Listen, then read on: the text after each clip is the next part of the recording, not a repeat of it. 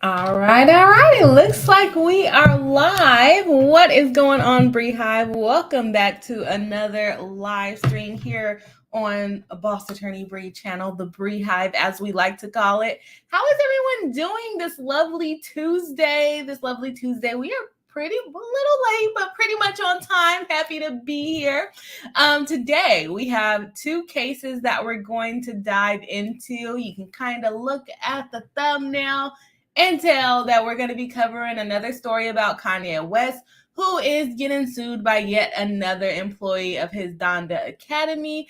And then we're going to be covering the deep lawsuit that Shein has. Shein is being sued again.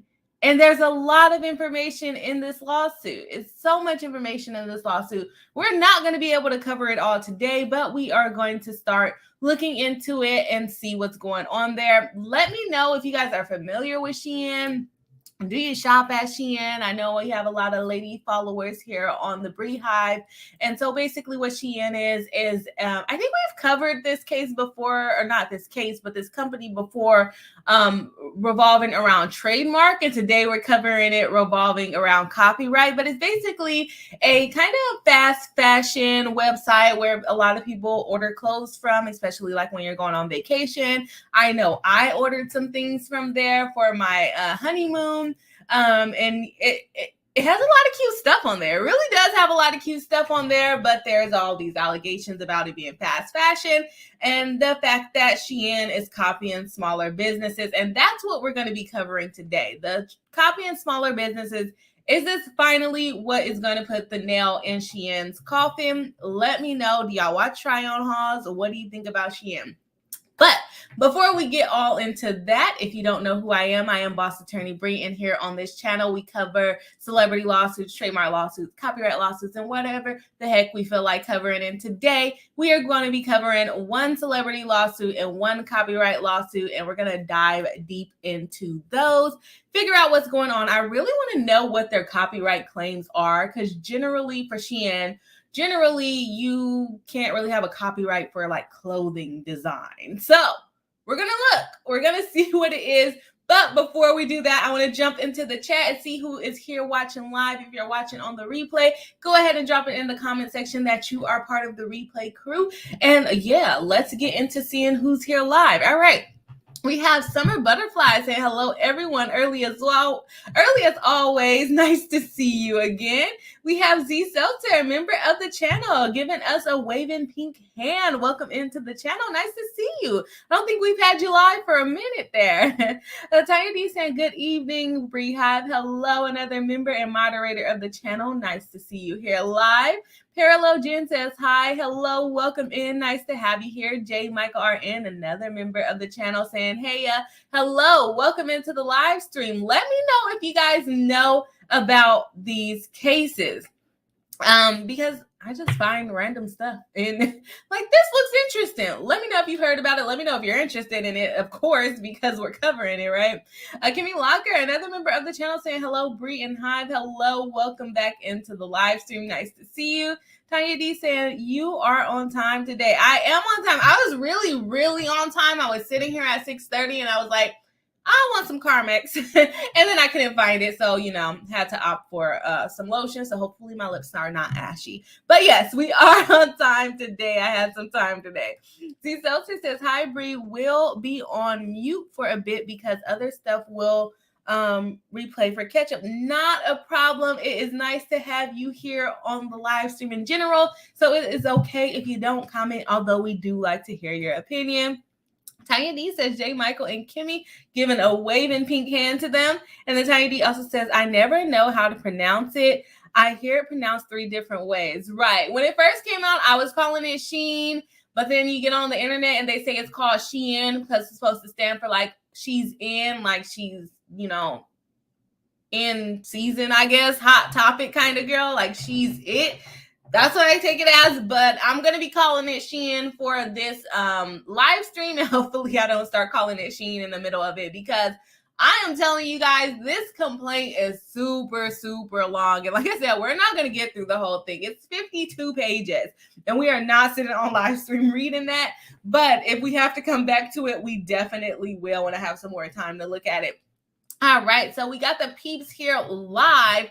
Let's go ahead and start with Kanye West, one of our favorites on this channel. Not really, but really, he has a lot of stuff going on. So we do talk about him quite a bit. He is being sued by yet another Donda Academy employee for wrongful termination again. So he already has 2 other lawsuits against some women for wrongful termination, which part of their allegations is like that they were fired because they was Black, but I'm like, Kanye West is Black. But then he also had that thing about, 400 years of slavery sounds like a choice to me. So I don't know. I don't know how we go about that, but that was part of their reasoning. I haven't looked all the way into what this new teacher's reasoning is, but he allegedly made it rain in the classrooms, and we're not talking about with money. We're talking about with actual rain from outside because he did not put a window in the skylight that he had in one of the main classrooms of the school. That is completely ridiculous. I don't know how he got away with this. How does he have these things for code? Because I believe in the other lawsuits, they said he didn't have no windows at all because apparently he doesn't like glass. Like, what does that even mean? You don't like glass. There's one, I think if I remember correctly, there was like one door to get out. Like, it's given fire code hazard. How did he get this building approved? So let's go ahead and jump right into it. See what's going on with our friend. Kind of, not really. See what's going on with him. And let me know what you guys think. Let me know if you've heard about this case. And remember, he has a couple of other ones going on. So don't mix them up with the 2 ladies. This one is with, I believe, a man this time. If you guys have not already, which I know a lot of you have, when you come in, you for sure hit the like button. But if you haven't already, please do hit the like button. It does help us out in the algorithm, and it helps us gain new friends, which we all like friends. We're very friendly over here. So let's go ahead and jump into the case here. In this one, we're doing an article, not the complaint, because I couldn't find it. So here we are. And hopefully the article is accurate. Okay, let's see. We have Kanye West facing another lawsuit from former teacher fired from the Donda Academy. If you guys don't know what the Donda Academy is, it's basically a school that Kanye West started, I think, like an art school with music and everything for talented children to go to, right? Kanye West is facing a new lawsuit after a former employee of his Donda Academy alleged he was fired after raising concerns about unsafe working conditions, which is very similar to the 2 lady lawsuits that were filed earlier this year. This is at his private Christian school. Oh, I thought it was art school. Maybe it's both. I don't know. The 46-year-old rapper was named as a defendant in a lawsuit filed on Thursday in Los Angeles County Superior Court. Oh, that's why I couldn't find it, because I would have to pay for it, and we're not doing that. And the person suing him is Mr. Isaiah Meadows, who was a former assistant principal at the academy before being demoted to a gym teacher. How do you go from being an assistant principal down to a gym teacher? I feel like you don't even have the same credentials. Like, what credentials does he have to teach gym and also be a principal, assistant principal? I feel like that's not even the same classes you need to go through. In the lawsuit, Meadows, they have a typo, Meadows, his name is Meadows. Meadows alleged wrongful termination, claiming he was fired in August 2022 after reporting numerous safety issues. And so he is kind of alleging that he was fired were they fired around January? I think they're alleging that they were fired around the same time. So I wonder if it just took him a little bit longer to find a lawyer, or if he delayed filing his lawsuit to see what kind of happened with the other ones, which I don't know what happened to the other ones. I probably should have got an update today, but I didn't. So here we are. The concerns he's raised at the school, which later became Donda Academy, included students being exposed to the elements because Kanye didn't allow glass to be placed in the window frames. What are you talking about? Why is there no glass in the window? The suit alleged in the middle of the main classroom, a skylight was left without glass, inevitably allowing rain to fall directly inside, where water would soak into the floor, which would lead to moldy smell for the next few days. What? How did this happen? This is absolutely ridiculous. The skylight was intentionally without glass because West expressly did not like glass, because apparently that's a thing. I don't want any windows because I don't like glass, so I'm just going to leave a hole in the ceiling in a city where it rains, even though people say it doesn't rain in California, but it does. It definitely does. Let's see. In the lawsuit obtained by Guardian, Meadows also claimed that the Academy had exposed telephone and electrical wire. They had exposed telephone and electrical wiring, which he said once started a fire near the student heating area. Like I said, fire code hazards going on here, right? Some areas with no windows, other areas with a window open up top to let the rain in. And now we're talking about electrical wires being exposed and starting a fire. That's absolutely ridiculous. For a school, a private school that people are probably paying money to be a part of, right? He also alleged that during the global pandemic, the school did not have working hot water to effectively wash hands or other items, which then created serious sanitation issues. That's pretty bad. The school septic tank would also overflow every other day, causing terrible smell, the suit also claimed. That is poor working school. That's poor conditions in general. Like, I understand poor working conditions, but we're talking about putting kids around this stuff, which is absolutely ridiculous. Meadows, who began making $18,400 a month when he started working at the school as an assistant principal in 2020, added in the suit that there was a breach of contract as he was promised rental assistance to afford a house closer to the Calabasas school, which never followed through. $18,000 a month for his salary. He's doing a good job, but he also is in LA, so it probably doesn't afford him a lot in that area, but that is still a lot of money to be making, especially as an assistant principal. He was forced to pay upwards of $60,000 to cover the remainder of his rent. Jeez Louise, it's that expensive out there. In August 2022, Meadows was told he would be terminated from his position. Stop complaining about there being a hole in the ceiling. Stop complaining about there being a hole in the ceiling. Maybe you'll still have your job. The school might just be going under, and why he needs to fire people. Ron Zabrano, an attorney representing Meadows, said it is just absolutely egregious what is going on in this school. They need to close the school, not be giving the teachers who got fired money. They need to be taking it and having the school shut down, not lining their own pockets, in my opinion. But, you can sue for whatever you want, and they're the people that's wrong, so they are wronged, so they can sue for money for themselves instead of just, terminating the school. Get rid of that school, but it's private, so who knows? I don't know how that stuff works. Mirror US has contacted a representative for Kanye for comment. In April, another former Donda Academy teacher, Cecilia Howell, and her daughter, Chakiri Byers, filed a lawsuit against the rapper and made claims about the school as she warned parents that the children were severely behind and facing long-term issues.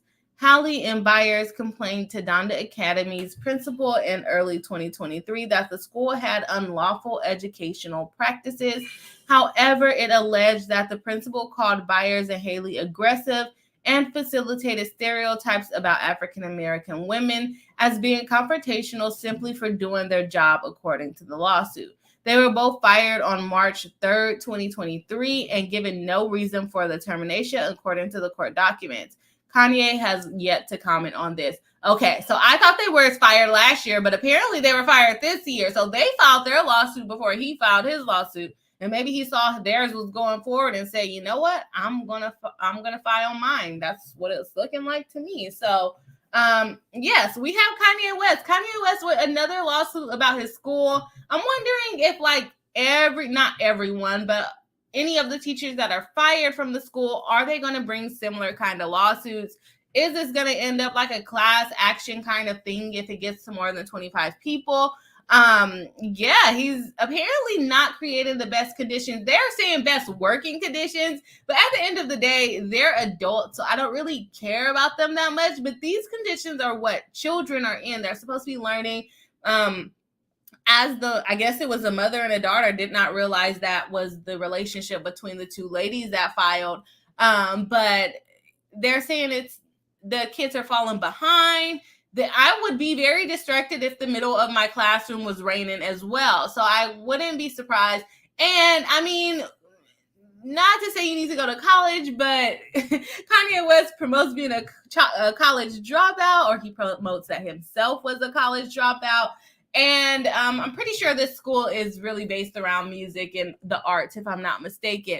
But yeah, I'm not surprised that he doesn't have the best curriculum as far as all well-rounded curriculum of what's required for schools in the state.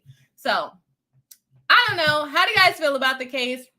Did you guys know about this one as well, or is this one new to you guys? Let me know in the chat. All right, Mr. Howard, welcome into the live stream. Nice to see you today. And Mr. Howard says windows are supposed to be for safety reasons. Exactly, safety reasons, not because you don't like glass. What does that mean? Like, maybe I should look up his house and see if his house has any glass. Because what do you mean you don't like glass? And if I'm not mistaken, the other ladies complained that there were not very many windows, if any windows, in some of the classrooms. And if I remember correctly, he used to lock the door so that no one can get out. That's a huge safety concern. And now we're talking about electrical wires being exposed, skylights not being closed up, and there being no windows, and then getting locked in the room. Like, imagine, that's absolutely ridiculous. Tanya D said, I haven't heard about this case. Yeah, this is a new one. They said they filed it last Thursday. Z Seltzer said, welcome back. Tanya D says, that wasn't long to Z Seltzer, not at all. Yeah, it makes zero sense. I would agree with you, Tanya. I don't know what he has going on there, what his purpose is, what he's trying to do there. Like, he's trying to make something very weird over there. Cheryl C, hello, welcome into the live stream, saying, hi, everyone. I'm catching up. Be there in a few minutes. Well, we will see you in a few moments. Nice to have you here. All right, and then Tanya D welcoming in Cheryl C. All right, so that's what we have for Kanye West's case. I don't really know. Like I said, I think I'm more concerned about the children rather than the adults, and the fact that they were fired and they're not making $20,000 a month anymore. I don't really care about that. We're looking more at the safety and the well-being of the kids. Like, they probably should not be in the school. The school should be shut down. If the allegations are true, this school should be shut down. Ari, hello. Welcome back to the live stream, saying, what kind of parents are sending their kids there? Right. And I'm like, are you not picking them up and they're like soaking wet because it was raining outside and they told you they were inside all day? Or if you toured the school and there's no windows, like, you didn't think anything of that? Like, that sounds like a prison. Ari says, and paying for the privilege. They are paying for the privilege to be around Kanye West, I guess, and maybe hit a break or get a break. But at the end of the day, I'm sure there's more than just a few kids there. Everyone can't get a break from the school. Tiny D says, is it just glass? What about plexiglass? No, it's like a hole. Oh, is he against plexiglass? I don't know. Maybe he feels like he's trapped, so he doesn't want anything closing it up. I don't know what they mean by that. I don't have the actual complaint about what they mean by that, and hopefully more information will come out about what they mean by that. I said what they mean by that like too many times in a row. Hello, Deacon Fatal. Welcome in. You're late, but no, it is okay. You're not that late. We've only been streaming for less than 20 minutes still, so you're not really that late. We just covered one case. And the next case is the big case for us today. We are going to be covering that for quite a while. So put your seatbelts on. For those of you that missed the beginning of the live stream, we are going to be covering a lawsuit filed against Shein for alleged copyright infringement. And like I said, I'm pretty curious about how they're going to spin this copyright infringement, because like I said, you can't really have a copyright for just like a design or a pattern of for clothing. And Shein is mainly a clothing website. A lot of young girls buy their little cutesy outfits for vacations and other reasons. Some of them wear it to fancy dinners for whatever reason, when a lot of the stuff is very skimpy. I don't know. Different outfits for different occasions, right? And they're usually pretty cheaply made, which is why Shein has been sued and talked about several other times for making low quality products, for potentially using child labor, and all kinds of things. They have been under heat for several years. And now they're under heat again for copying. And this happens a lot with like these big conglomerate businesses where they're copying smaller creators' styles. Same thing goes with Fashion Nova, but today who's under the spotlight is Shein. So we are going to jump in it right after I check what's going on in the chat. Hello, Cheryl Reed. Welcome into the live stream. Nice to have you back. Ari says, I remember seeing photos of his house with Kim, and it was 99.999% glass. That's what I'm thinking. Like, I'm pretty like those houses out there in Calabasas and LA and the mansions, a lot of them have a lot of glass because they like a lot of natural light. But maybe he just took natural light to a whole nother level and just let all the light, all the elements, as they say, the rain, everything come into the classroom because they're one with nature. I don't know. But yeah, I would assume his house has a bunch of glass as well. Deacon Fatal says, just had to remind myself to hit the like button. So if you forgot, it's not too late. Yes, of course. If you have not already, please do hit the like button. It definitely helps us out over here on the channel, and we appreciate it. And if you're not subscribed, please do subscribe. We have fun over here. Tiny D saying, wow, to Ari, really? Deacon Fatal says, child labor. Yes, we are talking child labor with Shein, fast fashion brand. They make a lot of clothes really fast. And I heard that they put out like 6,000 items a day. That's ridiculous. I don't know if that's completely true, but I'm sure this lawsuit is going to pull some stuff out for us. Deacon Fatal saying, use the window for Kanye West. Yes, exactly. One of those super modern places is where they live. I can only imagine. I'm not going to pull it up. Well, let me see. Let me see if I can pull it up quickly. What's Kanye's West house? And then maybe it might not be the same house as Kim Kardashian now, but they moved down the street, or he moved down the street from her, so it can't be too much different. Kanye West's house. Which one? The one in Malibu or the one? This is the one across the street from Kim Kardashian. Let's see. Okay, can y'all see that? Let's see what they got going on. I don't want to watch an ad. Where's the pictures at? He doesn't have that many windows at this house. I'm imagining something that's like full of glass. Is this really his house? That looks very not his style on the inside. Wait, this is Kim Kardashian's house and this is Kanye West's house? This is a ridiculously sized house. Like, why? It's a whole hotel at this point. Let me see. Dismiss. Okay. I don't like this house, but I'm sure they said it was $4.5 million. So, but he has some windows, not too many. I was thinking it would be a fully glassed house. It's not, I don't know. It just doesn't feel very famous to me. It doesn't feel like a famous person house. This looks like a regular person's house. Not to say us regular folks' houses are not cool, but it's definitely not giving me millionaire vibes. Is this true? Like, did he not renovate this? This is not giving me millionaire vibes at all. I would love to see how he decorated it on the inside. If y'all know if this is not his house, please let me know. They got horses over here.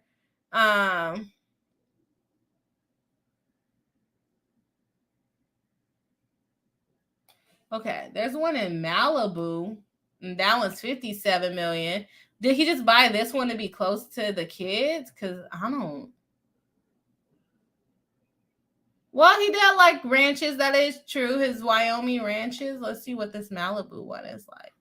Because that is not giving me famous vibes. It's really not. That's another video. They always got a funky video.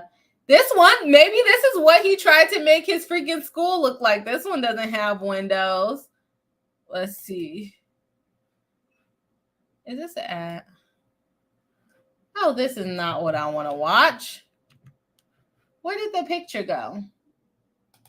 Okay. Okay, here we go. This one looks like it doesn't have windows. That's a little bit more on his lines of no windows.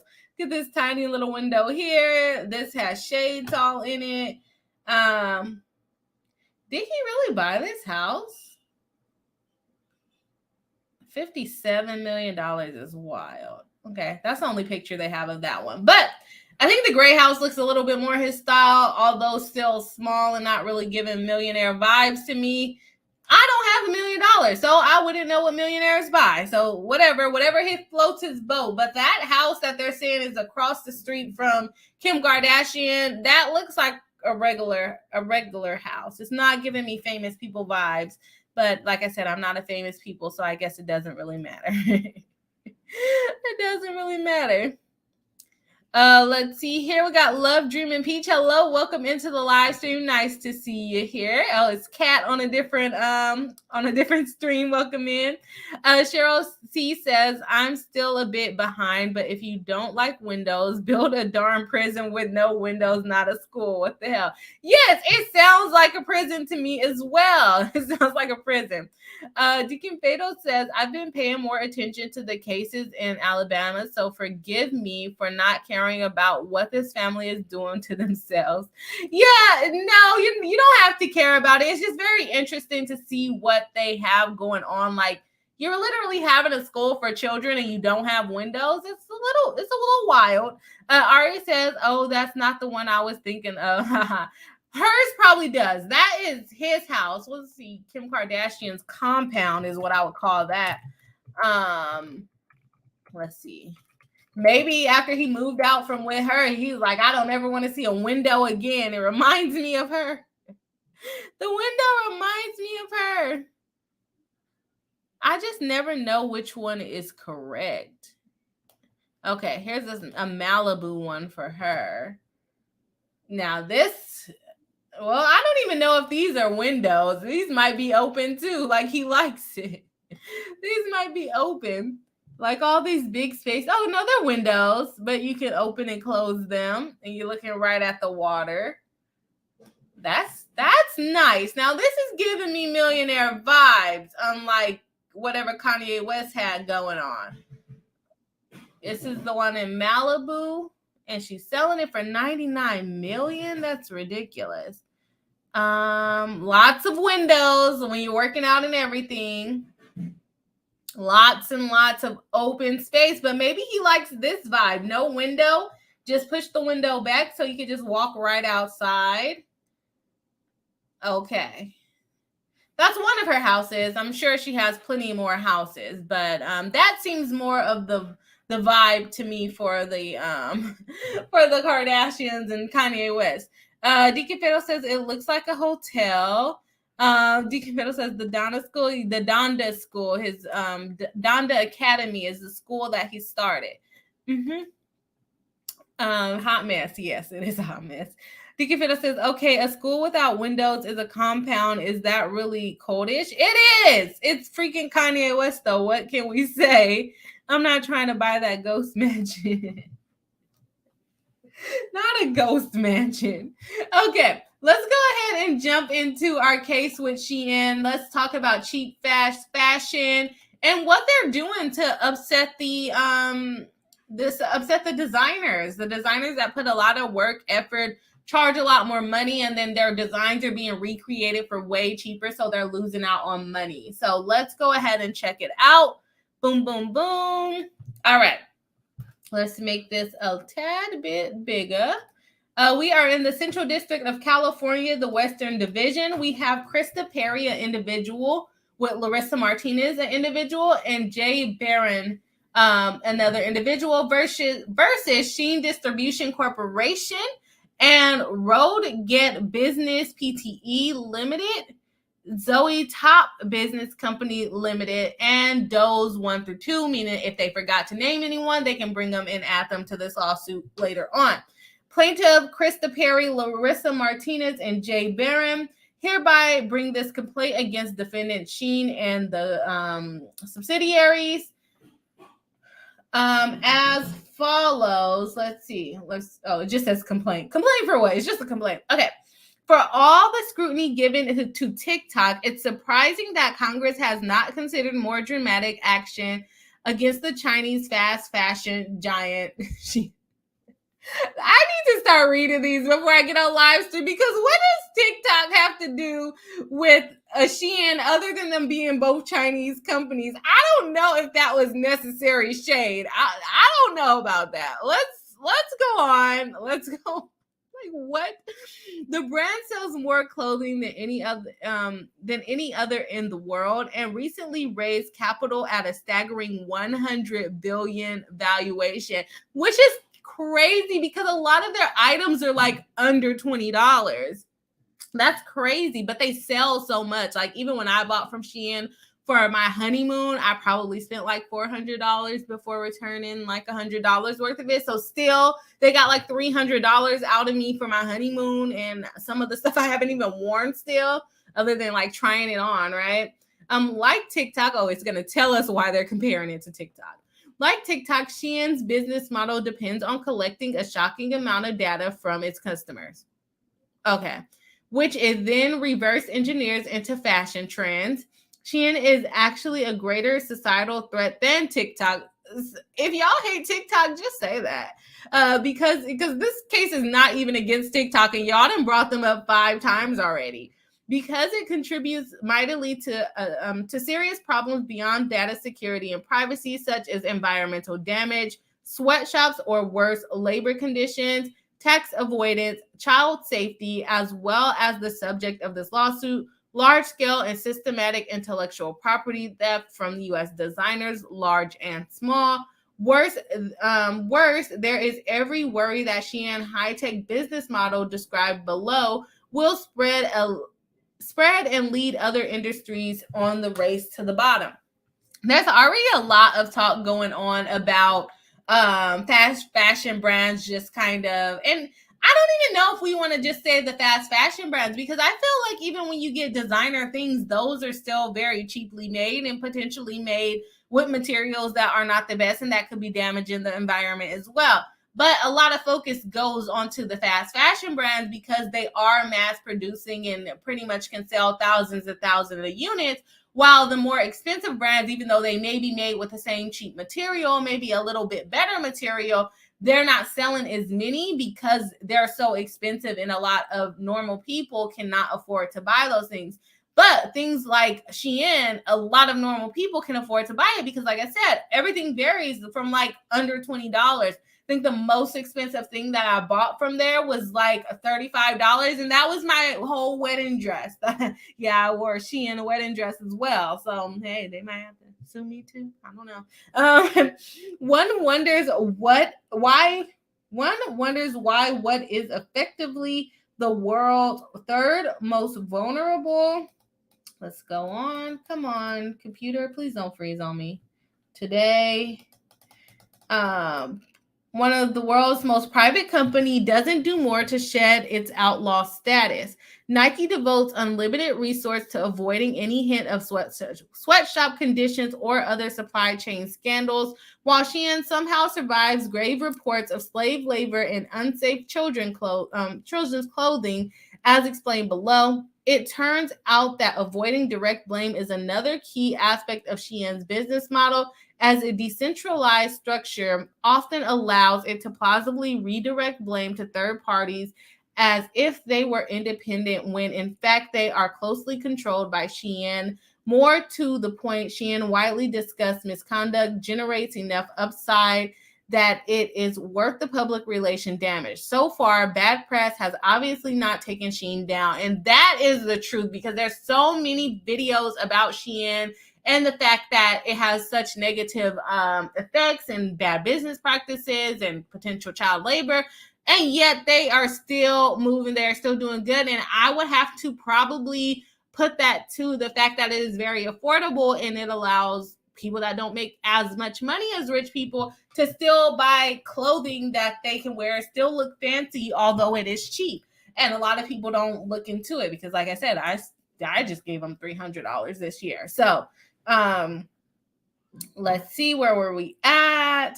More to the point, Shein widely discussed misconduct generates enough upside that it's worth the public relations damage so far. So far, bad press has obviously not taken Shein down. Excited micro-influencers still extol the virtues of their $100 Shein haul, even as they come out firmly against overflowing landfills. When news hits of Shein selling swastikas or Muslim prayer rugs being sold as decorative mats, or necklaces with the word Allah in Arabic being sold with other reading baby girl and Scorpio. So yeah, that was another thing that came up against them, is that they were basically like culturally misappropriating things and using things under religion that they're not supposed to be using it, and putting it in a way that they're not supposed to do it. So yeah, they have a lot of allegations against them. Shein gets away with little more than comical token explanations and apologies. But this case is only tangentially about Shein being a generally bad actor, although it's impervious to criticism extends to intellectual property theft. In this lawsuit, 3 independent designers allege that Shein produced, distributed, and sold exact copies of their creative work. As shown below, these are not the familiar close call legal claims where a corporate apparel manufacturer takes copyrightable or takes inspiration a bit too liberally. At issue here, inexplicably, are truly exact copies of copyrightable graphic design appearing on Shein products. Okay, so that's how they're gonna do it. So, as we talked about earlier, most fashion designs are not copyrightable. However, and I think I've seen some stuff about this before, but and they're just now, or did they just now follow? Oh, when was this lawsuit filed? It says 2/23. Let me see. When was this filed? I gotta go all the way to the bottom. I thought this was, no, it was filed July 11, 2023. So maybe they filed one and this is no, it said complaint, so it's not an amended complaint. Okay, but I think I've seen stuff about this before where they're not going to necessarily allege that they stole the designs, which that kind of allegation goes against a lot of these big businesses that sell cheap clothing, as that they mass produce these nice designs that independent designers make, and they sell, the independent designers are selling it at a higher price, and then here comes Shein and they're selling it for $10. What they're saying is they're using the exact graphic that this person might have used. Like if the person is an artist, they just took a picture of the art and slapped it on the front of a t-shirt. Things of that nature, I think, is what's going to come out of this lawsuit. So let's see here. I got to get back to the page after I done scrolled. But like I told y'all, 52 pages of complaint for us today. Okay, where were we at? Ooh, this is a lot. Okay. Here we go. There we are. Okay, we already covered that part. All right. As shown below, these are not the familiar close call legal claims where a corporate apparel manufacturer takes inspiration a bit too liberally. At issue here, inexplicably are truly exact copies of copyrightable graphic design appearing on Shein products. When they first saw Shein's copies, plaintiffs were as surprised as they were outraged. Why should Shein go to the trouble of precisely duplicating their work when it would be easier and obviously less problematic to simply closely knock them off, as other corporate apparel companies often do? But again, as it turns out, exact copies is part and parcel of Shein's design process and organizational DNA. As alleged in detail below, Shein design algorithm could not work without generating the kinds of exact copies that they can greatly damage an independent designer's career, especially because Shein's artificial intelligence is smart enough to misappropriate the pieces with the greatest commercial potential. Understanding how and why requires unraveling Shein's revolutionary business model, which is in some ways brilliant, as evidenced by the handful of new billionaires in the minted among founders, but unfortunately also inherently causes some of the high-profile externalities mentioned above, including systematic intellectual property theft. The deeper one digs into Shein's business model, the more it becomes clear that a pattern of systematic criminal intellectual property infringement is baked and from the very beginning. Okay, this sounds like a goddamn YouTube video I might have watched recently. Did y'all steal this and make a video out of this? And make they took the lawsuit as it was being drafted and made a video or something, because it sounds so familiar to a video I just watched. There is no Coco Chanel or Yves Saint Laurent behind the Shein empire. Rather, there is a mysterious tech genius, Zhu Yangtan, aka Chris Zhu, about whom almost nothing is known. Well, in the video I watched, I heard he was a little bit of a scammer, but okay, let's go. He made Shein the world's top clothing company through a high technology, not high design. The brand has made billions by creating a secretive algorithm that astonishingly determines nascent fashion trends, and by coupling it with a corporate structure, including production and fulfillment schemes that are perfectly executed to grease the wheels of the algorithm, including its unsavory and illegal aspects. To the uninitiated, the consumer-facing aspect of the model are utterly unfamiliar.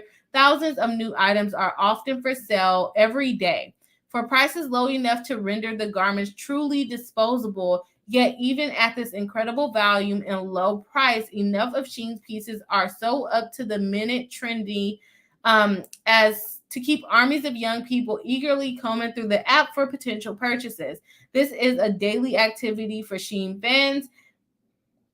Like browsing TikTok or Instagram, this is, of course, a retailer's dream. Customers shopping your app on a regular basis as an enjoyable pastime, which quickly translates to billions of dollars. They're very right. The cost of it is very cheap. So a lot of people are going to try to buy it. And one thing that I did watch on this company is that the owner was actually into doing like ads, like Google ads, and had a big background in that, and that's how they were basically able to create the algorithm that Shein uses. But I also do remember, like, when I first learned about Shein, I probably learned about Shein like 5 or so years ago. The quality of their products were not so good, but I think this most recent time that I bought something from Shein, it has been a lot better quality than what it was 5-6 years ago when I first learned about them. So even though they're probably not the best company, it seems like they are doing things to make better products. So I don't know. And Shein's intellectual property theft and blame avoidance is facilitated by its Bezanite shell game of a corporate structure and willingness of its control group to commit systematic and repeated infringement, as alleged in detail below. There is one legal regime that might provide the remedies necessary to combat such well-organized wrongs distributed across an array of related actors and entities. The civil prong of the Racketeer Influence and Corrupt Organization Act. They are bringing RICO claims against Shein, which was designed to address the misconduct of culpable individual cogs in a larger enterprise. It is well established that egregious copyright infringement of the type alleged here and of the type referenced in other similar cases against Shein constitute racketeering. So they basically think that they're bringing a different approach to see if they can beat Shein in their own game. It's interesting. It's definitely interesting. Criminal infringement of copyright is what they're adding to the definition of racketeering. Further, and as mentioned, Shein's misconduct is committed not by a single entity, but by a de facto association of entities And just as intended by Congress, the same decentralized that facility, Shein's criminal infringement and other racketeering activities renders individual components of the enterprise, such as defendants, liable under civil RICO. Further, Shein has grown rich by committing individual infringement over and over again as part of a long and continuous pattern of racketeering, which shows signs of abating. There is no indication that Shein intends to slow down anytime soon. And indeed, their corporate literature speaks only of the projected exponential growth. It is not an exaggeration to suggest that Shein's pattern of misconduct involves commission of new copyright and trademark infringement every day. Okay. So they're going to allege RICO, saying that all of these little companies within Shein, they're basically creating a scheme to infringe on, they're really trying to go after the copyright infringement, but they don't know if the claims are strong enough. So I feel like they are, even though they said we're not trying to show that they have bad acts and they're a bad company, but they low-key are including that in there so that the court will probably sympathize with them.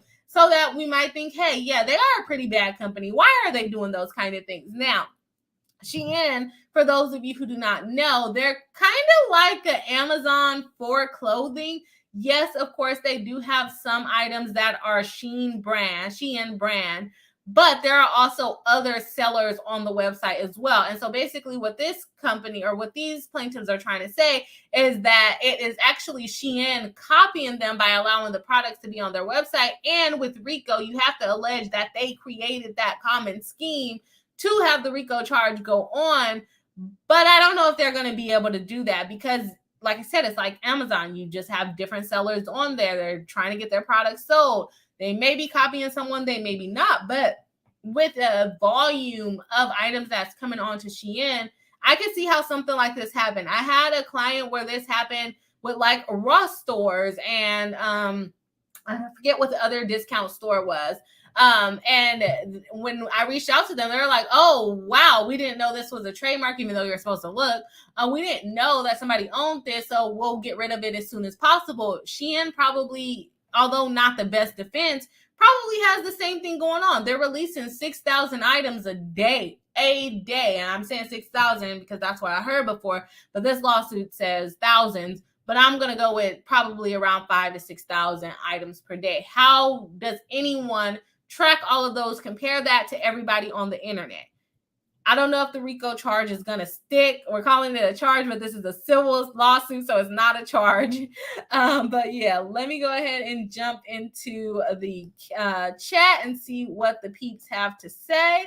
All right, we have Deacon Fatal saying, okay, can we separate Shein from Kanye, or do they do this in the same case at all? Yes, this is two different cases. You know, I cover multiple cases on the channel. I'll try to get to only the Shein comments now. Rachel Mill says, are they trying to draw a connection between TikTok and Shein? Basically by saying they're both corrupt. That is the connection that they're trying to make. And maybe they're thinking if they bring it to the district court and they talk about TikTok, the judges will be familiar with the issues that TikTok had last year. But yeah, they brought up TikTok way too much in the beginning. And low key, it's coming off a bit, you know, racist, trying to basically be like the Chinese company is doing bad things and the U.S. is letting them do it. Deacon Fatal says they are. Rachel Mill says them hot/trending buzzwords like TikTok. Yeah, you know, like making a platform work in 2023. All right, let's see. And Deacon Fatal says pot calling the kettle. Right. Deacon Fatal says I'm looking at this point, they just don't want to be called out. As far as Shein, no, they don't want to be called out. And so that's what this case is alleging, is that, you know, hey, they are using all these different entities to put out products and they're saying it's not them, so they're not the ones liable for it. Kind of like if you make a bad post on Facebook, I'm not liable, Facebook is not liable for your bad post, is basically what they're alleging Shein is doing. But it's all a roundabout way to get back to copyright infringement because their claim may not be that strong. We'll see what they actually allege as we go deeper into it. Ari says, I've been seeing ads for Remy. What? Temu. Yeah, I've been seeing Temu come up. I think they're like, okay, Shein going down, Temu coming up. But they're doing the same thing, honestly, probably. Let me shut up. Okay, Ari says, I've been seeing ads for Temu everywhere. Haha, yes, they are everywhere. I was like, yeah, what is that? What is Temu? They're doing similar things. Cheryl Reed says, I agree with Ari. Seems like Temu came out of nowhere and saturated everything. Yeah. And then you're comparing to Shein. They compare it to Shein, which is going to make them grow more because people are probably already familiar with Shein and looking that up. So, yes. Tanya D says, OMG, Ari, they are annoying. I see them so much that it's turned me off from even them. I haven't seen it too much. I only really saw them popping up when I was looking for Shein stuff. To see like how things fit and what size I should order. But I haven't seen them just popping up on my timeline randomly, but that might just mean I don't shop that often. Deacon Fatal says, okay, so who copied it and were they told to copy it? That's the thing. They're going to have to be able to prove that connection between them in order to do a RICO claim. Cheryl C says, yay, I'm back to the future. Welcome back. Welcome back.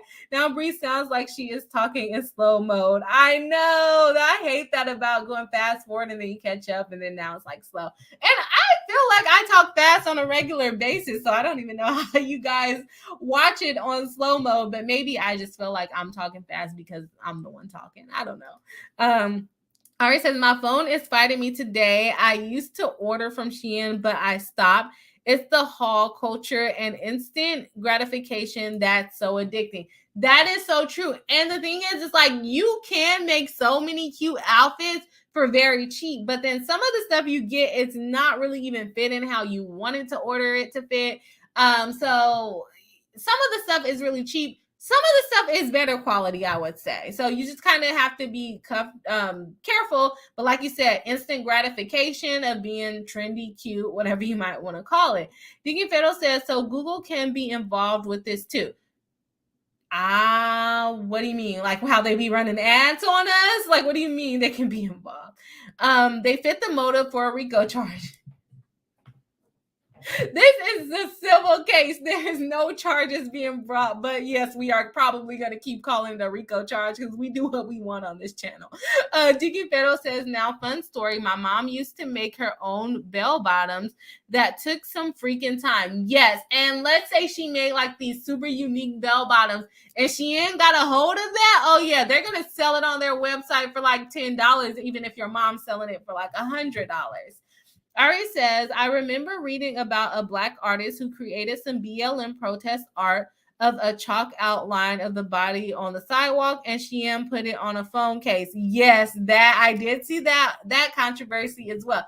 They basically take any and everything. And the thing is, they're going to say they don't even know what's on their website half the time, because that's the same thing that happened with I think it was like the Muslim prayer mats and then the swastika stuff. They tried to call it something else. And it's just like, what do y'all got going on?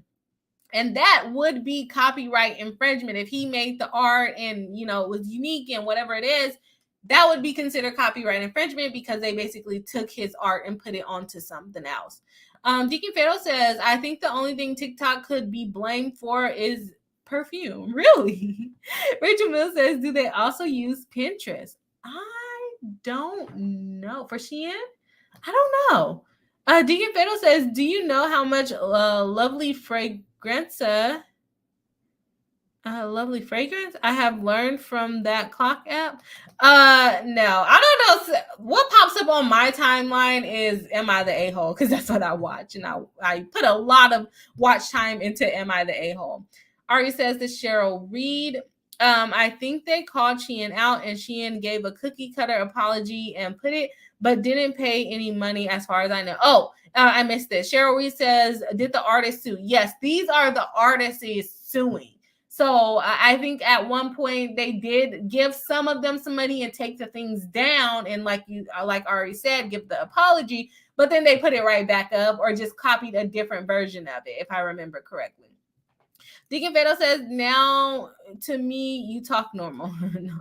Oh, okay. Well, good. In my head, I feel like I'm talking fast, and that's why I'm always stuttering, because I'm trying to talk too fast.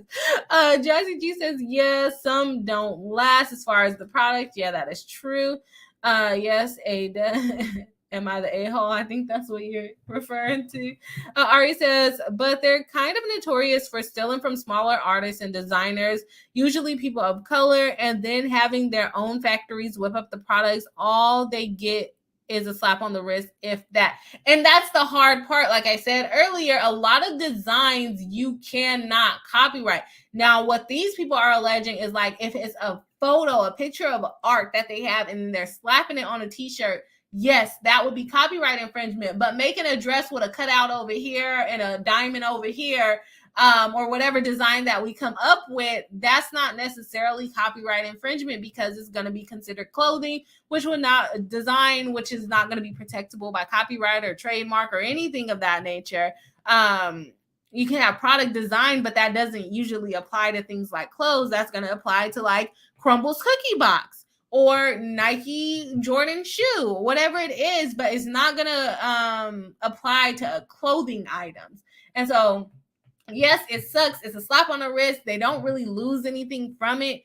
And they're going to sell it at a way cheaper price, which makes the smaller creators, the smaller designers, lose money, because they have to sell it at a price because they're actually hand sewing it or whatever, however they're making it. They need more money because it costs more for them to produce it versus Shein, which, if I remember correctly from the video that I watched, I have not re-fact checked this, making like 1 to 17 cents per garment that they make. So they have these people pushing out these garments at extreme speeds versus if you're an independent designer, you're gonna make 1 pair of pants a month, maybe, depending on how much help you have. Deacon Fatal says, to me, that was just for a girls' night out. Again, she was a teen in the 70s. Okay, that makes sense. Cheryl Reed says, so in other words, Shein is shady. Yeah. We know that, but it's really hard to shut them down because everything is so cheap there. TXJ Cha-Cha says, spending time in Am I the A-Hole? Same girl, same. Yeah. Am I the A-Hole has a grip on me. Like how they talk about, oh, your TikToks need to be fast and short. I be watching Am I the A-Hole for like 10 minutes in one video because I want to know what happens at the end. And I'm going to go to the part 2. And I prefer if you don't make a part 2 because I don't want to have to go looking for it. Rachel Mills says, this is making me feel better and better about not being a TikTok person. That is true. TikTok, I am a TikTok person. I would say my apps of choice is TikTok and YouTube. Those are my apps of choice. Deacon Fiddle says, I'm going to have to take your trademark video again. Yeah, you can. It's out there. Mary Malarkey, hello. Welcome into the live stream saying just got home. Hello, Brian Hive. Hello. We are happy to have you back here in the chat. We got some craziness going on for you. A long complaint that I don't know how far we're going to get into it because I'm already starting to stutter. So I don't know how far we're going to get into it. This one, we are going to do the party so that we can know who these people are that are suing. So we have Krista Perry, an individual residing in Rochester, Massachusetts. Miss Perry is a well-regarded and successful illustrator and designer living in Massachusetts. In 2015, she received an honors BFA in illustration from Massachusetts College of Art and Design. Since then, Perry has created artwork for clients like Medwell, Nickelodeon, and Jameson Whiskey. That's a pretty good resume. Plaintiff Larissa Martinez is an individual residing in Los Angeles County, California. Miss Blint is she's also Larissa Blintz. Ms. Blintz is the CEO, creator, and owner of Miracle Eye, a female-owned, family-run small business designing and fabricating ethically handmade-to-order clothing out of their workshop and store in Los Angeles. And that's what I'm kind of mentioning. If you're a smaller company, it's going to take you some more time to make things, and that's what she's going to be suing about. Okay. Jay Barron is an individual residing in Los Angeles County. He is a well-known, regarded independent artist working between Burbank, California and Austin, Texas. He founded Retrograde Supply Co. when he was 18 and has amassed a large social media following, with his work featured in television, film, and 100 plus independent retailers in the United States. So if he is selling his right to use his name, right to sell in these stores, why do you think he wants Shein copying it, not paying him any licensing fees or any fees for taking his products, and profiting off of it? So he sounds like he might have like the best argument because he's already in other stores and they're basically stealing and lowering the quality of his products. Okay. They go on to say Shein is a big tech success story. Just 7 years ago, few people had heard of Shein. That is right. At that time, it was a small Chinese-based seller of bridal clothing, although it has never sold to Chinese customers. It is unclear which entity operated that early business, and there is no indication that such entity or entities had any improper use. The brand appeared on the radar of young American women fashion consumers sometime around 2016-2017, which appears to correspond to the introduction of the algorithm, which may itself have begun without featuring systematic and continuous copyright infringement, offering a rapidly changing assortment of trendy and remarkable affordable clothing, shoes, accessories, and beauty products in the most remarkable success story in the history of fashion just a few years later. Shein is the world's largest fashion retailer with an annual revenue approaching $30 billion. The company outsells its closest rivals, H&M and Zara combined, and does so with no reliance on brick and mortar stores. And that is one thing that they brought up about H&M and Zara. They are also fast fashion brands, but they're expensive as heck. Shein will probably sell the same product, same pair of pants that Zara sells for $60, $70, and Shein will have it on there for $15. So in my opinion, they're a little worse. They're charging more for bad products. Shein's online distribution channels have performed just as impressively. In May 2021, the Shein mobile app became the most downloaded shopping mobile application in the US on both iOS and Android, overtaking even downloads of Amazon's phone application. In May 2022, more than Amazon. In May 2022, the same mobile application became the most downloaded mobile application in the US in any category, outperforming our good friend TikTok and Instagram earlier this year. Investment firm Piper Sandler surveyed 7,000 American teens from their favorite e-commerce sites and found that Shein trailed only Amazon. The company claims the largest slice, 28% of the U.S. fast fashion market. They may not have the best prices, but they got a grip on the U.S. fashion market. And I can't even talk real mess about them because, like I said, I just ordered from them not too long ago. The Shein brand also shines brightly on social media with over 29 million followers on Instagram, 7.1 million followers on TikTok, and over 600,000 followers on Twitter. These accounts offer the brand additional opportunities to reach millions of customers without spending on traditional advertising. In addition, Shein has recently emphasized its non-shopping site, SheinGroup.com, which has become something of a corporate propaganda site, often indirectly responding to new criticism through policy and initiative announcements, such as its sustainability report offered as a response to public outcry regarding production and sourcing. I think what happens a lot here is that people don't want to be bad for buying from the company that everyone is saying is bad. So them starting this group where they update about policies, it probably makes a lot of their fans feel like, okay, I'm not doing such a bad thing because they created this new policy, to where now they're not allegedly using child labor and things of that nature. So it was a smart business move for them to come out with that app or the website where they're updating their customers about changes that they're making to their policy. Shein is only poised is only poised to grow and expand, having recently raised $1 billion to $2 billion in private funding, reportedly at the $100 billion valuation. Shein has accomplished all of this while selling $10 dresses by being more of a big tech company than a traditional fashion company. They're good at advertising. They're always having a sale, which is another. I think they might be a part of that class action where they're sued for always having sales because it's not really a sale. By being more of a big tech company than a traditional fashion company, besides revolutionizing the apparel supply chain and micro-influencer marketing, Shein utilizes big data at the core of its design process. Not only are they using algorithms to show you the things that you're going to like, they're also using algorithms to see what's trendy online, is what this complaint is alleging here. In fact, for all the public criticism of Shein discussed in more detail below, the story of its sheer technological success is underreported.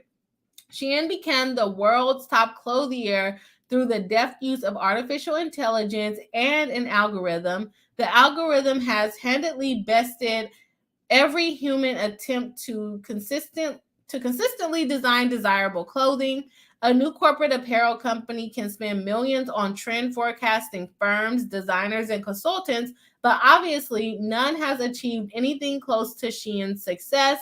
The high fashion world and even the low fashion world treat Shein and its customers as unsophisticated, but its profits are obviously the envy of the industry, even though they're buying the cheap clothes, right? American consumers have become addicted to Shein apps because, in addition to the most advanced psychological manipulations, one can never finish scrolling through the trendy offerings. That is true. They always got something popping up. Then you all of a sudden end up with 45 crop top tank tops in your cart because they come in so many different colors and different designs and everything of that nature. In this regard, the company adds thousands of new products every day. Sheng Liu, an associate professor of fashion and apparel studies at the University of Delaware, estimates that Shein's business model generated 20 times as many new items as H&M and Zara in 2021. It's been said that one can't finish scrolling Shein in the same way one can't finish scrolling TikTok. What do y'all got against TikTok? Like, come on now. Scrolling is also particularly rewarding because the designs are good, even at the incredible volume. By every account, teens and young women have become accustomed to being wowed every day with a cutting-edge, trendy design. If there's a trend emerging or entering the cultural zeitgeist,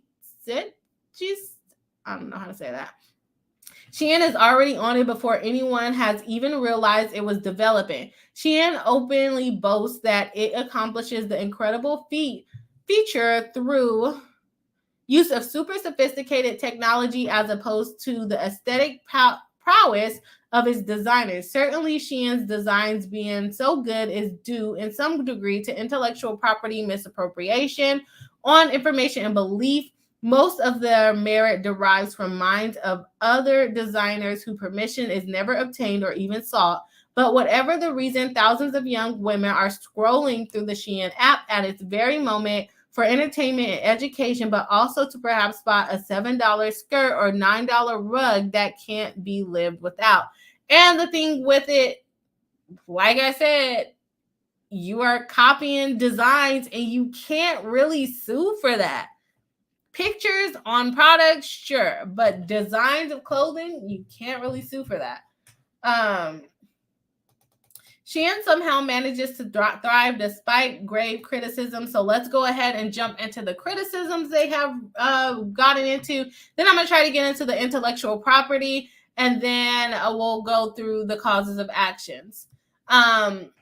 Let's see. As mentioned above, Shein is heavily criticized on a number of important fronts, but somehow escapes serious damage to its sales. One good recent summary of such issues is contained in the congressional issue brief cited in footnote 1. With respect to all these issues, Shein's apparent lack of concern and willingness to take public relations, hit mirrors its approach to intellectual property issues. More important to plaintiff Shein's decision to absorb such damage is, unfortunately, voice upon the designers who work Shein stills, forever tainting an artist with a perceived relationship to a company criticized for lead in its clothing. Ooh, lead in the clothing, slave labor, tax evasion, and the like. Such damages are difficult to recover in law because they are difficult to quantify and are seen as inherently speculative. Yeah, so it's hard to prove your case. Okay, areas of concern they're alleging. Forced labor. Shein cotton apparel sources practices appear to be in direct violation of the Uyghur Forced Labor Prevention Act.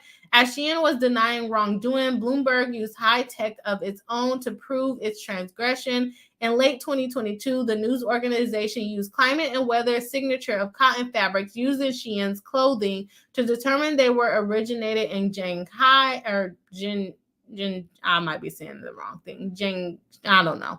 In that city or country, the Uyghur Forced Labor Prevention Act bans the use of Xinjiang cotton in imported clothing unless the supplier can definitively prove that the cotton was not a product of forced labor, a step that Shein has not taken.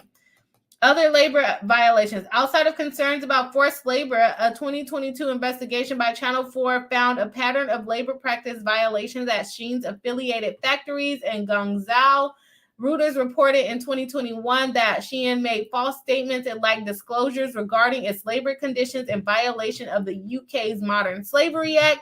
A 2021 report from Public Eye, a Swiss human rights watchdog, described serious problems with workforce safety and working requirements, including working hours of about 75 hours a week with no overtime pay in violation of Chinese labor law. The exposed documentary includes hidden camera video of factory bosses strong-arming low-level workers into abusive working conditions.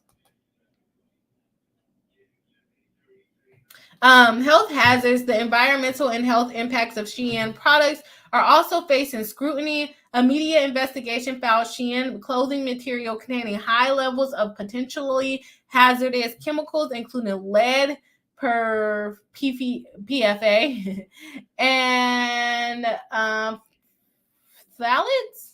I don't know how to say that. Health Canada tested a Shein injected for toddlers and found it to have 20 times the amount of lead considered safe for children, while a purse contained over 5 times the accepted level for children. Oh, I might have to get rid of my Shein stuff. This don't sound healthy.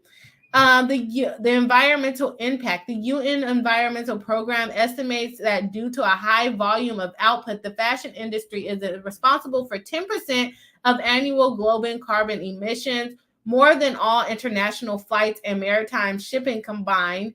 At its current rate of growth, the fashion industry greenhouse gas emission will surge more than 50% by 2030. Shein and other fast fashion platforms are exacerbating this trend by supplying higher volumes of cheaply produced clothing. A Bloomberg report found that Shein products contain 95.2% new plastics rather than recycled materials, while the large volume of shipments and low reuse rate among Shein products increase textile waste. Good on you, which ranks the environmental impact of fashion companies, gives Shein the lowest rating. I believe that because, like I said, a lot of the items are not the best quality, so you probably only are wearing them once or twice. And then when you're washing it, the little plastics in the fabric are probably coming out in the water supply. Okay, I see what they're saying. Tax avoidance. One way Shein best its competitors on price is by use of questionable tax avoidance schemes. Shein's ultimate parent company operates in the tax haven of the Cayman Islands. At the operation level, Shein characterizes its small, inexpensive consumer orders as going directly from China to consumer under the de minimis exception. Shein avoids import duties of about 10 to 14% for small orders, a significant savings.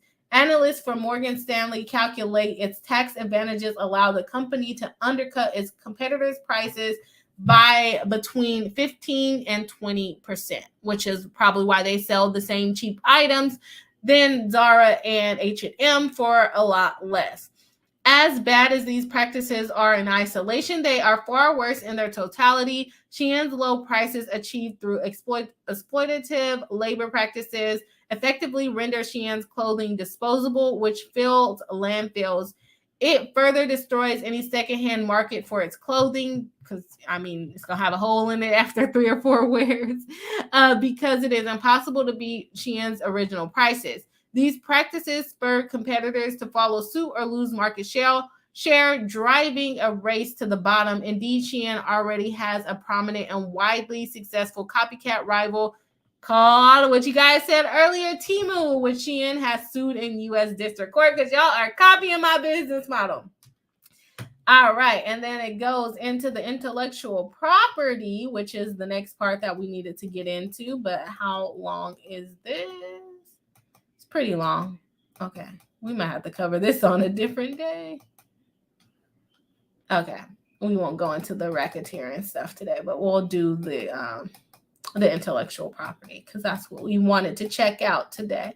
Let me go ahead and jump in the chat to see what the peeps are saying. Are you guys getting all of this as far as the case?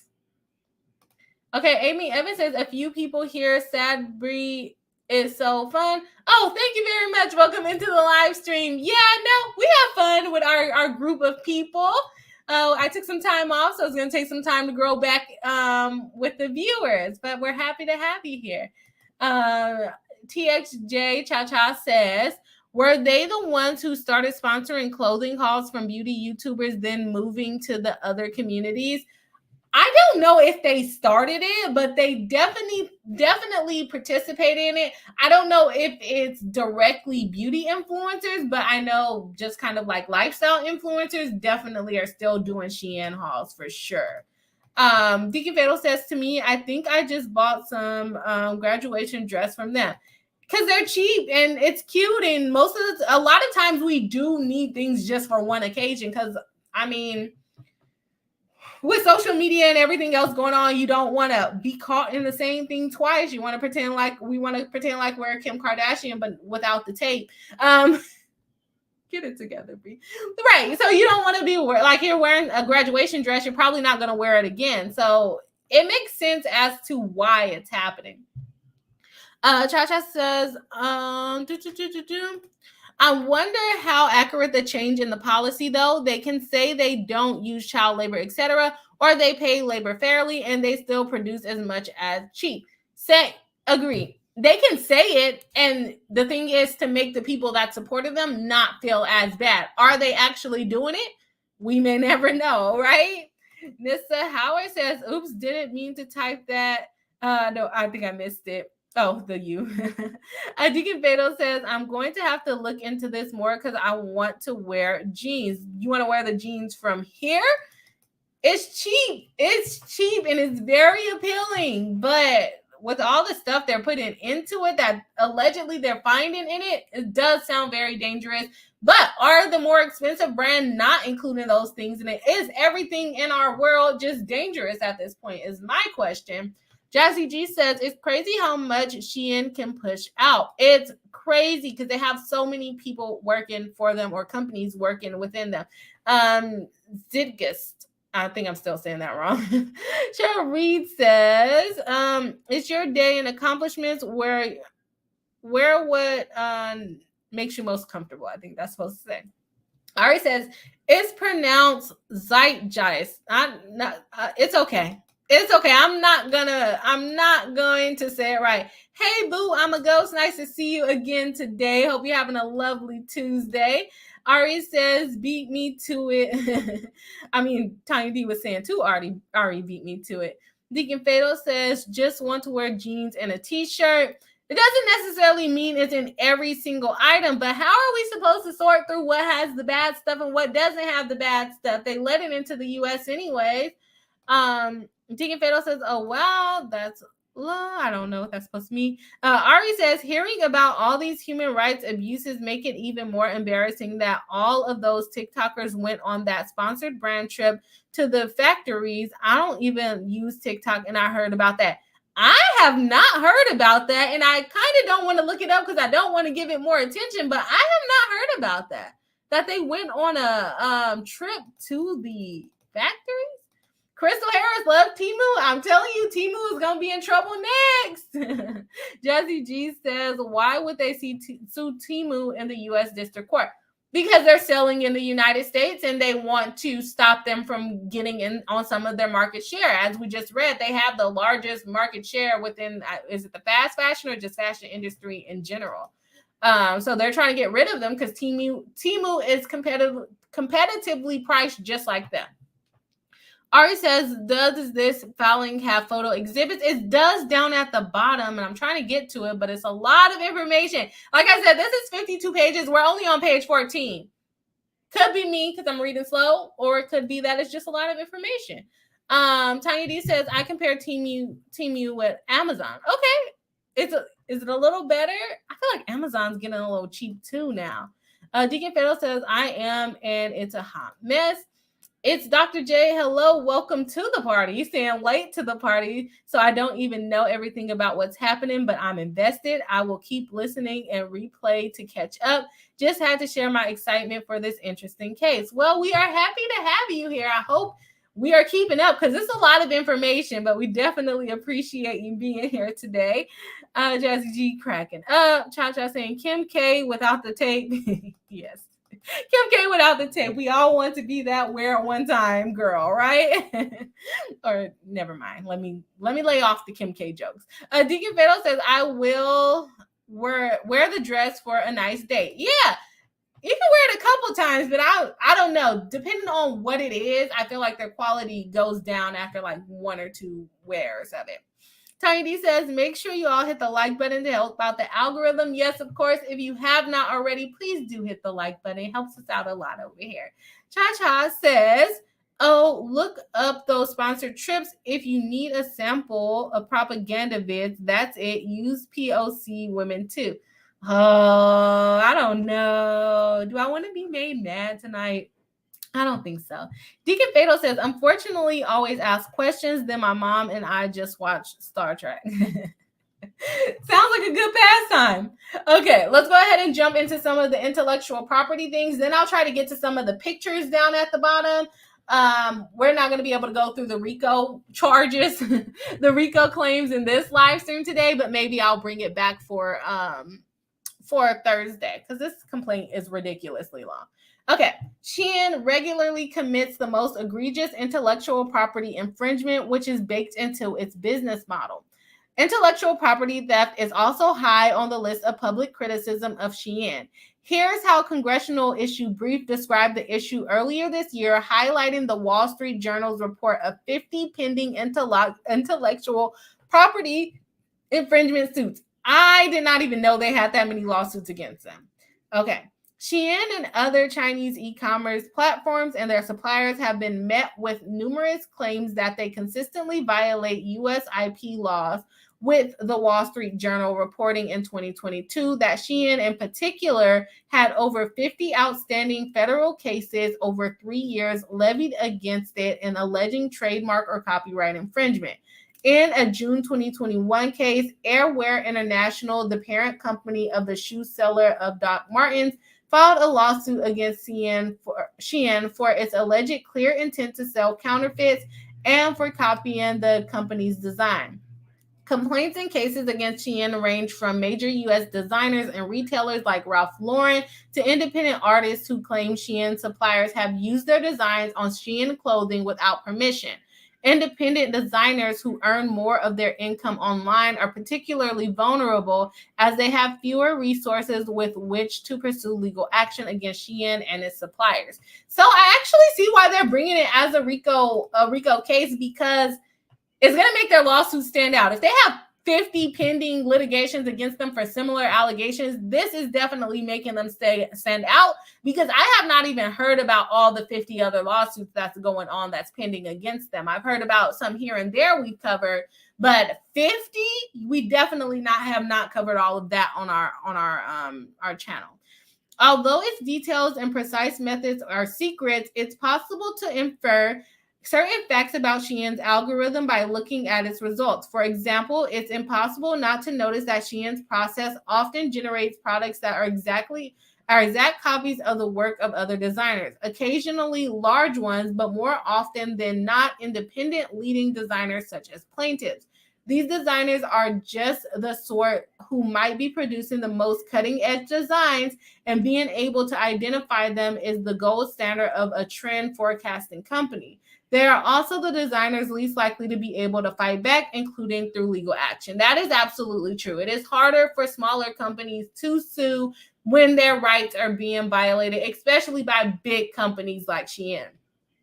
Without investigation, it's impossible to say how the Shein algorithm produces its results, how a design for a blanket or overalls finds its way from a designer's modest website to being cut and sewn in a sweatshop in Guangzhou, to then being offered for sale online with millions of eager eyes waiting for a price far below the original designer's cost.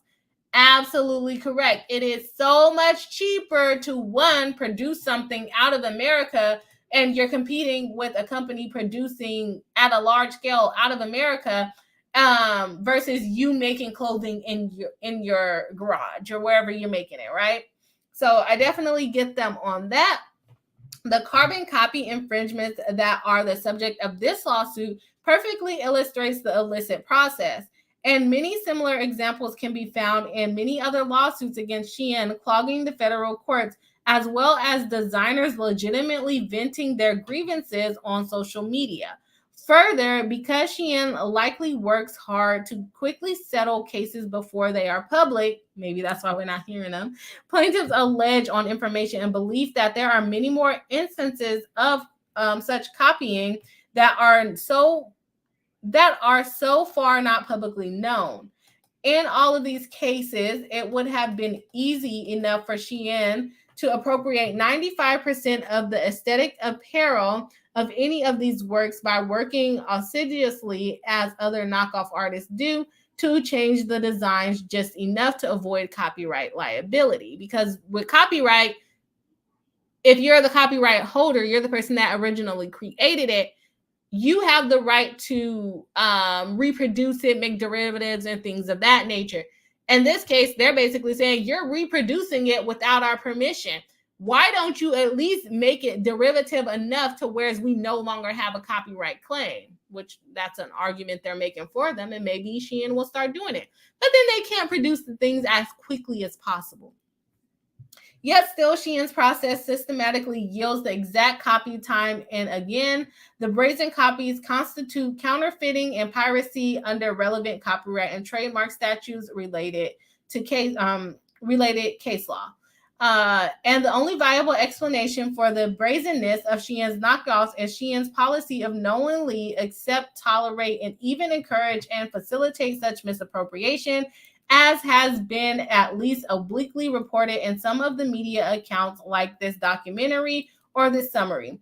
Shein's design process targets smaller scale designers in a way that simply disregards whether it generates an infringing copy, even an exact one, when it borrows from the work, given the scale of Shein's design and production machine. And one other thing about the small companies is they're not scouring the internet trying to find copycats. They're probably believing that, they're gaining followers and people that want to support them. They're probably not thinking that a big company like Shein is going to be copying them, which is crazy.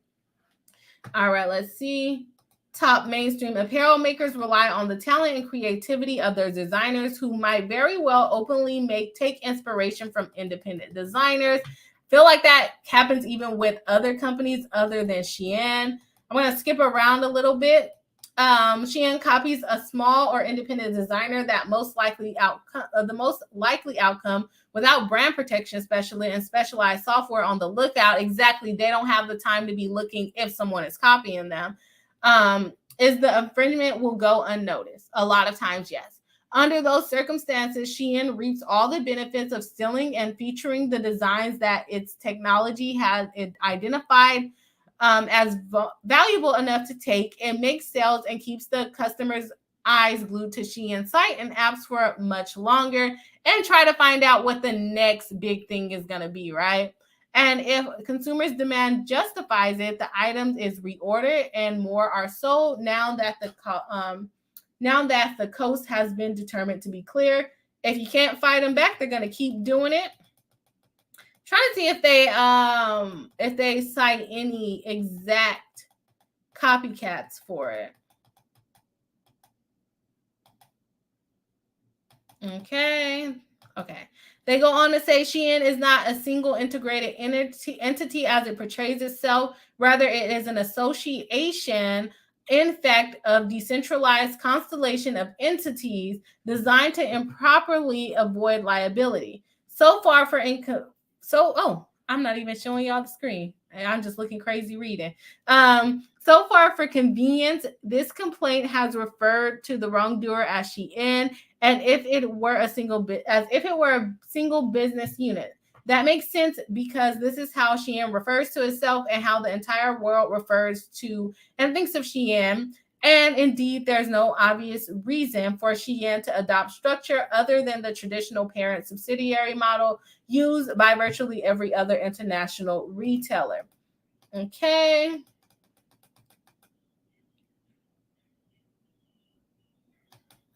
So let's see. This is some of the things they're alleging. Shein is made up of unique individuals who believe that fashion brings dignity to the world and hold true to the mission of making the beauty and fashion accessible to all. From the United States to Singapore, Shein serves 150 countries and over 20 languages, dedicating ourselves to delivering the best customer experience built by our family of Shein. From our global offices, we reach customers in more than 150 countries. Since Shein was founded in 2012, we have worked tirelessly toward our primary mission, making the beauty of fashion accessible to all. Shein was founded in 2012 and has since grown to a team of nearly 10,000 employees selling in more than 150 countries. Shein also carefully presents itself as an integrated company with all vital functions being performed in vertically integrated structures. To meet demands, we have built a fully digital supply chain that seamlessly and quickly delivers products to our customers worldwide. We use proprietary software to track sales and to communicate with our factories in real time. So basically just kind of creating a system to where they can do all the functions all in one. So we're not going to go into like the Rinko thing, or we might a little bit, but basically this is what they're alleging or maybe this is what they put out. They have Elite Depot, then a Shein group, and it goes to question mark, Infinity Style. Oh yeah. So all these businesses sell within Shein. I'm trying to get us down to the pictures for the people that want to see. And this is all them just building their, all these different people building the RICO charge or the RICO claims against them. Beauty of fashion investment, Chinese production entities. Let's see, Shein law firms also help them out, of course. Why won't it stop? Okay. Oh my gosh, Brianna. Okay. Okay, let's see. We're going to go into copyright infringement here. Miss Perry created the design Make It Fun. Not long after, Miss Perry discovered that both Shein.com and Romwe.com, a related website she learned, were selling brazen copies of one of Miss Perry's designs. After she complained through contact forms on the website, I noticed that Shein has been selling my work as both wall art and phone cases without my permission or approval. It is incredibly disheartening, insulting, and downright evil to profit off of artists without their knowledge or permission. An agent at the email address copyright@shein.com offered to pay her $500 without release or settlement language. So basically, I'm gonna give you $500 and we're gonna keep using it. It's basically what they did. The offering was apparently on behalf of both Romy and Shein, and directed Miss Perry to collect her $500 by invoicing the company called Zotop, which she, of course, had never heard of. Curiously, Shein handled the negotiations in badly translated robotic English, quite different than the corporate persona which they offer their highly polished public relations communication.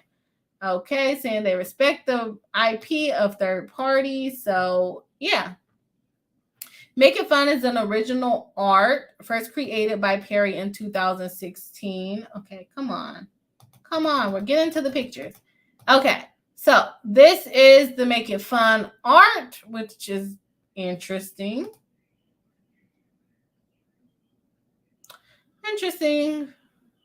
And then this is what Shein is selling. The exact same thing, but they bring the colors out a little bit more. Like they bring it out to right here and fill it up a little bit. Defendants continue to willfully infringe on the copyrighted design by selling a mechanical infringing copy of Make It Fun artwork, even after Perry contacted defendants. So they did try to change it a little bit, but just not very good. Okay, second claim for copyright infringement. This is Perry against all the defendants. The following year, Miss Perry was contacted by Shein and Romy to request a license to license her work for use on its clothing. The request declared that it was being made by other websites. So this time they're actually reaching out to her to use her designs rather than just stealing it. Okay, so let's see. Miss Perry then signed off with a prescient prediction: never contact me again. But who knows, maybe we'll be in touch, because I'm sure it isn't the last time my hard work will be used without my knowledge or consent. And here we are. In August 2020, Miss Perry created the Dimes Floral Bloom to be fabricated as a blanket, which went on sale in October 2020. Not long after Perry's blanket went on sale, she discovered that Shein was selling identical knockoff version. Fortunately, Miss Perry was steered to a lawyer who knows how to handle her case, but otherwise she or even most lawyers would have accepted any minimal sum as compensation due to uncertainty about how to properly seek more appropriate remedies. So this is her blanket, and this is the Shein is out of control. Like, what are you doing? Are you serious? They're really copying this girl's stuff. Hers look a little more vibrant. They changed the colors a little bit. And it's like, are they just stalking her website and finding things to take? Like, what do they have going on? Okay, let's see what else they have. What do you guys think about that? Does that look pretty similar? Let's see here. Third claim for relief, copyright infringement for Barron. So remember, this is the guy that's selling in multiple retail stores. Trying My Best is an original artwork first created by Barron in 2016 with a date of first publication as November 16, 2016. Trying My Best is an original work protected by copyright law. Barron applied to the Copyright Office and for registration for the artwork in May 2017. Plaintiff has complied in all respects with the Copyright Act, blah, blah, blah. After Barron's creation of Trying My Best artwork and on information and belief with full knowledge of Barron's intellectual property rights and artwork, defendant infringed on Barron's artwork by selling a mechanical copy of Trying My Best. His picture is very, that's Shein's picture. But yeah. It's a very blurry picture. They probably could have screenshotted it a little better. But yes, hello, I am Trying My Best. They are definitely copying that. The design, I mean, he got a copyright for it, so I guess it would be considered copyright infringement. Okay, and this one is for Blintz, the second person that we learned about. She had orange daisies, which is this little overall romper here, and they just basically copied it. But at the same time, I feel like that print is so common. I feel like the dress I have on is almost the same. It's almost the same pattern. Oh my gosh. That's what makes fashion super hard to do copyright claims on. They go on to do trademark infringement because he has hello, I'm trying my best, probably as a trademark. People know him for that. What else do they have here? They go into the racketeering stuff. Those are all the pictures that they had for today. So we're going to make us dizzy. Go to all the way to there. Okay. Yes. So I think that they have a pretty good, I don't know if they're going to be able to prove it though. If it's for Baron, he actually does have a copyright for it. I think the blanket also could probably be copyright. The romper, I'm not too sold on because she says she makes it in her her workshop with her family. I don't think she's going to be able to win. They might have to remove her from the case so that they can get to the proper settlement. But Baron and the first lady, I forget her name, I think they have valid copyright claims. I don't think so much for the second lady. Okay, I'm going to go ahead and go back into the chat, see what y'all has to say, and then we going to get on out of this live stream. Let's see. Okay. Ari says, they went to this shiny Shein factory and got to talk to the employees about their working conditions and their hours. They aren't prisoners. Did you think they'd fly you to the sweatshop? Right. So they basically had people talk and say, oh, no, we're completely fine. And they're probably, oh, my gosh, that's not good. Tiny D says Temu has shipping centers in the U.S., but Amazon and Temu get items from China. Yes, that is very similar. They do a lot of these companies. How do we think that they're making money? They're getting things from a lot cheaper places and then selling it here in America and making a lot more money. Let's see here. Ari says, yes, that was the worst part to me. Deacon Fatal says, yes, there are RICO charges. Tiny D says, I haven't heard of the sponsored trips either. I might have to look at it once I get off of here. Deacon Fatal says that doesn't mean this lawsuit is. There's a lot of typos. I can't figure it out this time, Deacon Fatal. Cheryl Reed says, I bet Americans are Shein's biggest buyers, but do they even employ Americans? Probably not. Maybe in the shipping centers that they have here in America, but probably not.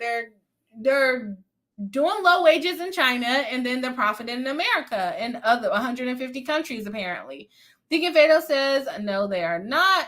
Cha-Cha says, call out against them, especially from small people of color creators, are pretty consistent in Twitter.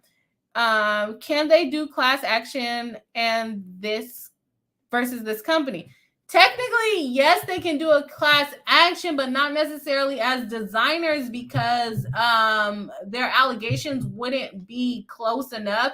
They'll have to create certain classes within the class action saying, okay, this person copied my art by putting it on a phone case. This person or Shein copied my art by putting it on a blanket. And they would have to fall into those categories. It couldn't just be randomly all of them with different claims in one class action suit.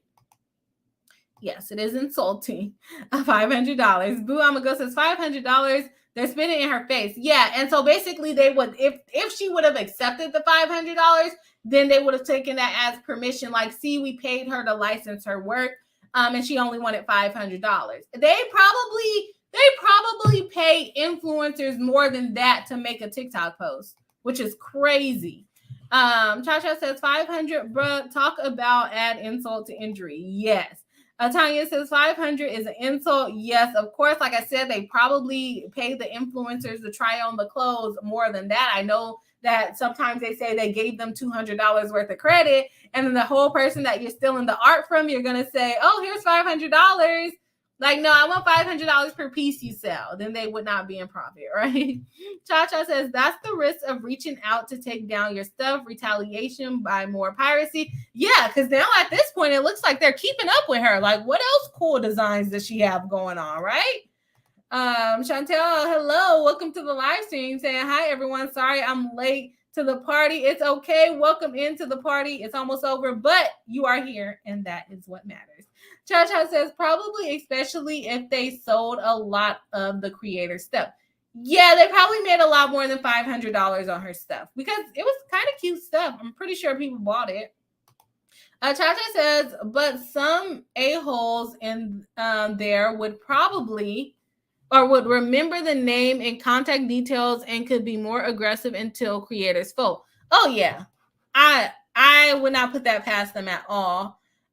Deacon Fado says, it sounds like a sweatshop.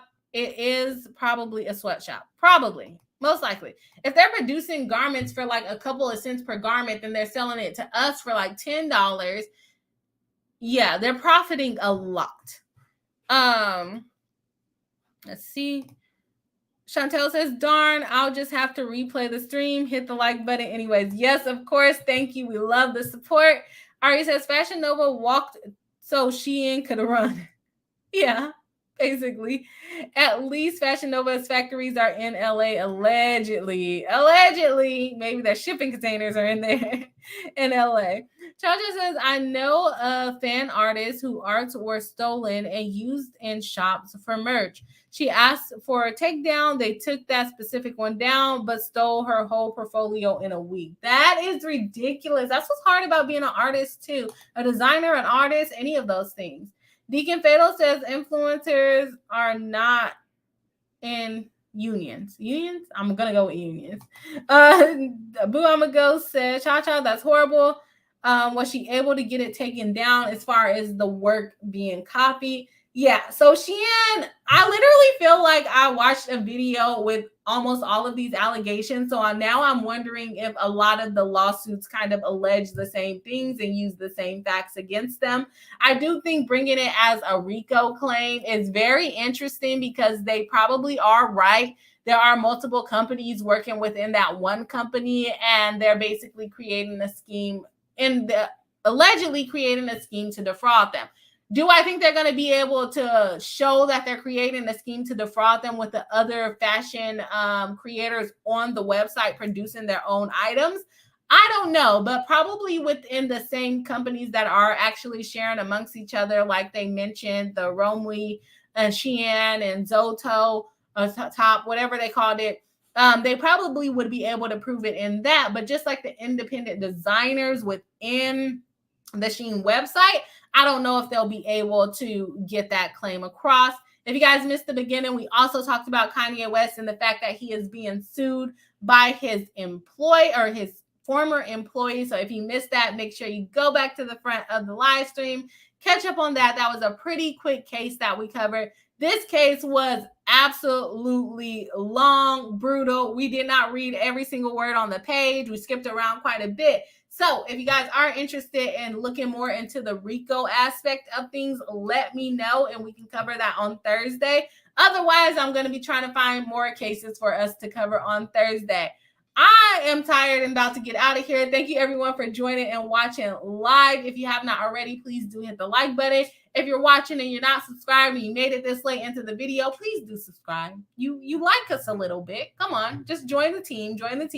And I hope everyone have a wonderful Tuesday. And again, thank you guys for joining us live. And